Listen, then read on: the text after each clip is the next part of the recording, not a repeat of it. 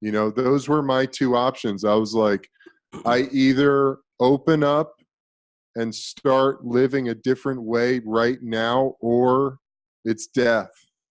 Yeah. You know, and it was fucking it was the hardest thing I've ever been through, you know, and I did it to, you know, and really football was just one chapter, you know, and, you know, I think that it's so important for us to experience that death, you know, because it doesn't have to be a physical death, but it has to be a spiritual death. Yeah, yeah. You know, where you there put has that. to be that spiritual death of that football player, that life Yeah. of a football player, definitely, for sure. Yeah.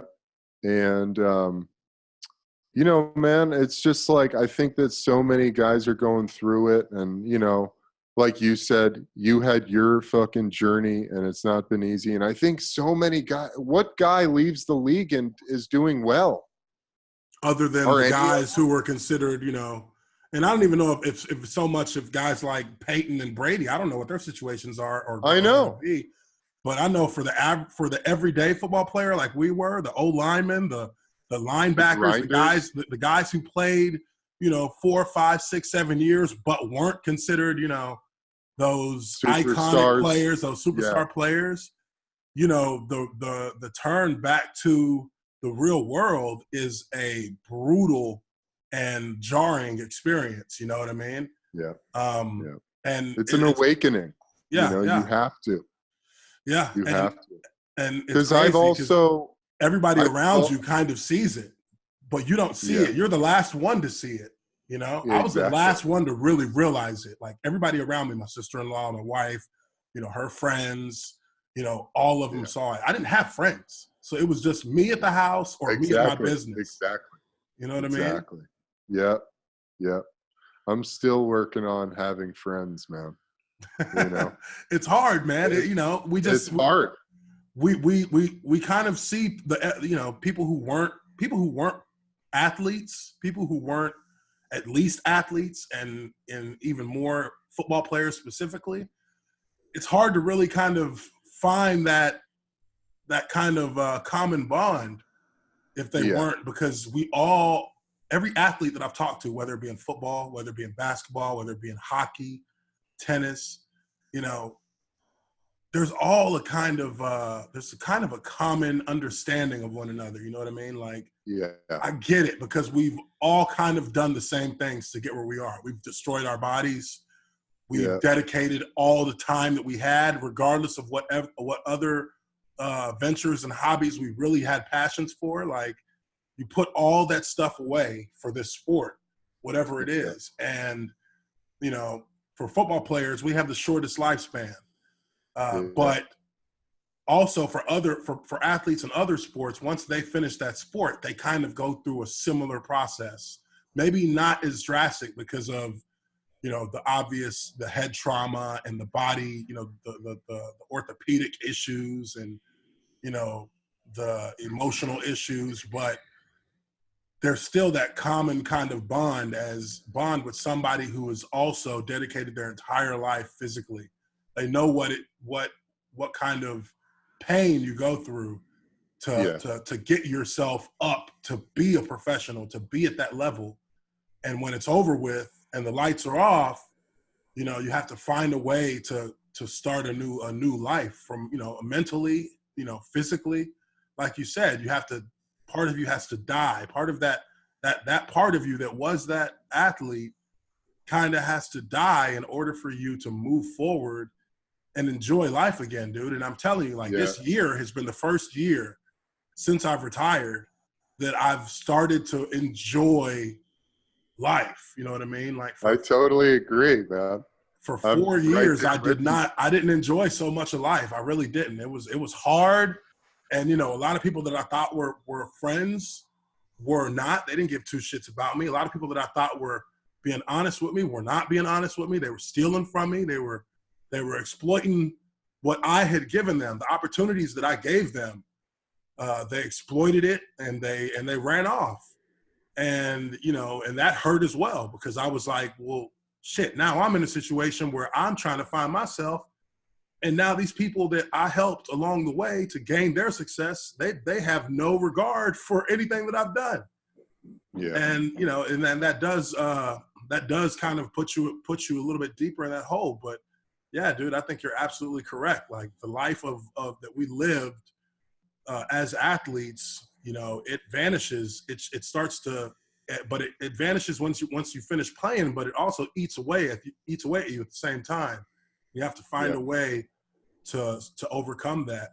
So tell me a little bit about how did you meet Mike Tyson, man? Tell me how that whole situation came about. I've been so interested in that. I've been wanting to ask you that this whole time. Yeah, dude, it's so fucking wild. Well, last thing I want to say on that, Uche, is and about us having a hard time making new friends. I know I can say this to you because, you know, in many ways we're cut from the same cloth, you and I, and in that, you know, you and I are both visionaries. Yeah, yeah. And it's a good thing to remember too that not every guy who plays football is a visionary. Yeah. You know, and visionary, by that I mean that you have a vision for your life and you're a dreamer and you have an idea about what you want to accomplish and what you want to put into the world. And, you know, there isn't always a whole lot of time, especially then when you have a family and then you're being the visionary of your own life and making your own, you know, and building your future. I mean, you know, there's not a lot of time for other people. You know, I've realized that as I've gotten older. Too, you know, it's like there's a few key people that I just need to have connection with. Yeah. And other than that, it's okay. You know, I don't really need to, you know, I don't really need to have the friends like, you know, a part of me misses like being in high school and college and like the group of dudes that, you know, we would just fucking, you know, we would run amok. Ragtag band of guys. Yeah, it was just like we had a ball. We laughed our asses off. We fucking smoked and drank and fucking, you know, partied and fucking, you know, did it all. Just enjoyed the energy of each other. Yeah, you know, for sure. And life and just riding the wave. And, you know, it's okay. I mean, I'm fucking surfing the wave of life like I never have before, man. And this time. And so anyway, you know, I think that's important to remember, man. And, you know, everything you're doing, it's so interesting because you left in 2014. I left in my last year was 2014. And we're on the same trajectory, you know, of what we're doing and what we want to do and where we're finding ourselves again. Yeah. Yeah, for sure, man. So, you know, I fucking got into cannabis. I started a CBD company with some people who I had to realize were just, you know, they weren't necessarily stealing from me, but they stole from me. You know what I mean? Yeah. And I had to disconnect myself from that company. And literally as I did that, I got a call from somebody from my NFL past who said, Eb, I'm coming out to LA next week for this medical cannabis summit being put on by Mike Tyson. And I had been in cannabis for a little while. I'd gone to, you know, all the conferences. I remember you went to one conference and met Gene. Yeah. You know, our buddy. Conference with Gene out there, in Vegas. Our other buddy, Eugene, you know, one of my all-time roll dogs. We were drafted together same year. He's deep in cannabis, as you know, Uche, but just for your listeners, and doing a lot of great work.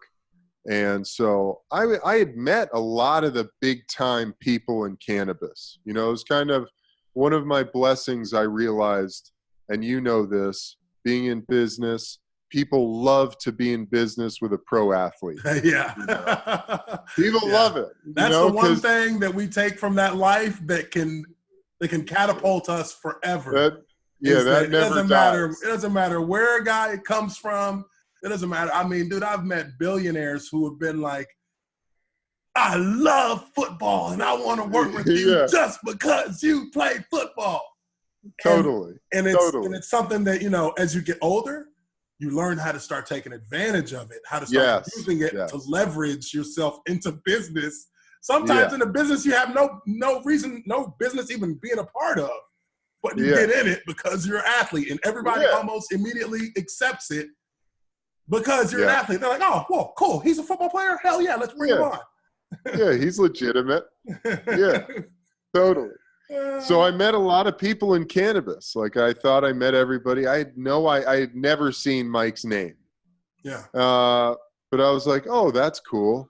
And he's like, I want to introduce you to these guys because I've been following you since you left the NFL, and I know that you've been in cannabis and you're one of the kind of go-to speakers and minds on the subject. And I think there'd be a lot in common.